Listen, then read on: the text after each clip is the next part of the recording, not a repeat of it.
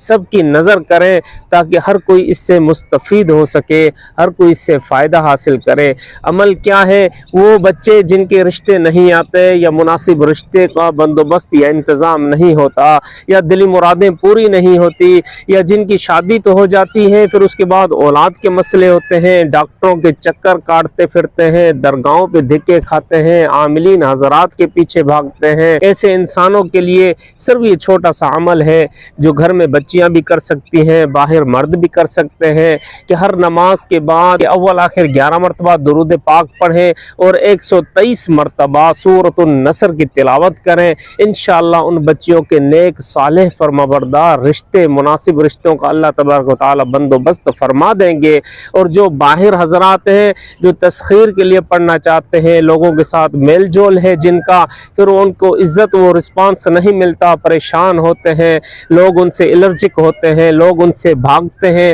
ان لوگوں کے لیے یہ ہے کہ وہ نماز کے بعد 7 مرتبہ سورۃ النصر کی تلاوت کریں۔